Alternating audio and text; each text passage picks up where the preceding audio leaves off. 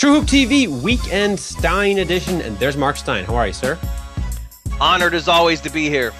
So listen, congratulations on breaking the big Rudy Gay trade, and look at the reaction. To me, it's been two distinct camps.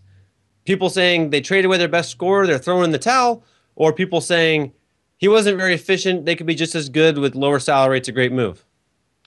Yeah, and the weird thing to me is I think a lot of people saying the former and kind of the hostile reaction to this thing about the Grizzlies breaking it up and cutting salary and folding up their tents, that's more coming from the national side than the local side, which I find to be unique. I can't remember too many, quote, big trades where kind of the anger was coming from outside the local fan base. I don't want to suggest that all Grizzlies fans are doing cartwheels about this because Rudy Gay was their leading scorer, but I think there is a fair slice of Grizzlies fans who understand the move, like the idea of getting three players in who can play. And Rudy Gay, you can draw parallels between Rudy Gay and Pau Gasol in his last years of Memphis. Pau Gasol is still the best player probably in franchise history. I don't know. They ran him out of town.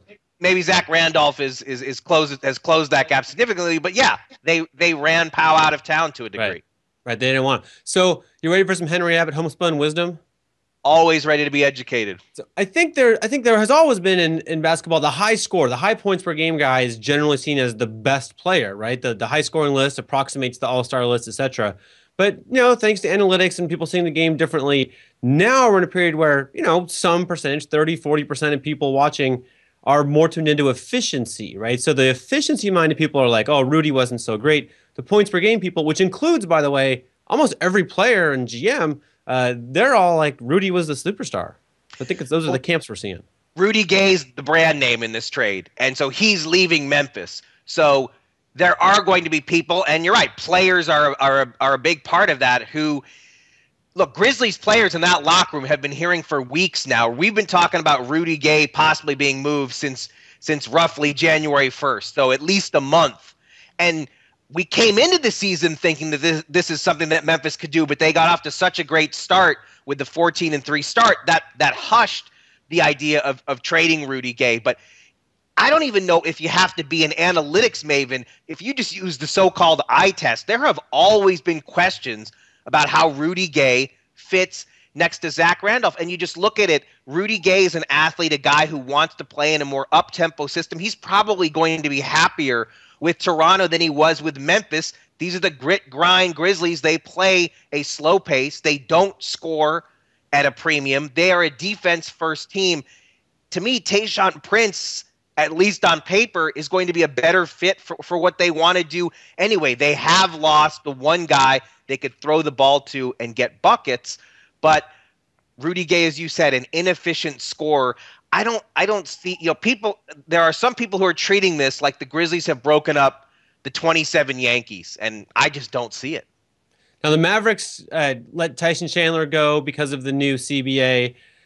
Seems like that's happening with the Grizzlies. Obviously, James Harden. Is the league changing because of the new CBA? Memphis, there's no question, they're much like Oklahoma City. The Thunder did not want to trade away James Harden. They didn't want to break up that core, but they felt like financially in that market with virtually no TV money, you can't have three superstar players. And I think from the Grizzlies' perspective, it's the same thing. Rudy Gay has never been an all-star. Rudy Gay was not playing. He was out injured when the Grizzlies won their only playoff series. Can a team in that market justify keeping together three max guys when the franchise itself has only won one playoff series and the guy in question wasn't a part of that playoff series win? I mean, this is not a team that's one of the top four seeds it's a top four seed in the West, not even a top three seed. This isn't like Oklahoma City, which is an acknowledged title contender. Memphis has a puncher's chance to win it all, yes, but I don't think we can sit here and say that they're a definite title threat the way they were constructed. Well, the other thing I keep thinking about is the way this punishes the Lakers or the Nets or the huge spending teams, the way the CBA does, hasn't really fully happened yet, right? The repeater tax isn't a reality yet. So if you look at Larry Kuhn's numbers, the Lakers and the Nets are going to pay huge amounts, even amounts that dwarf that big Laker local TV contract. So, if you look at the teams that are getting a little cheaper now, they're run by shrewd people, right? Sam Presti, Daryl Morey, Jason Levian. Like to me, like they're probably saying, wait till the Lakers get theirs, right? Yeah, and I think we won't.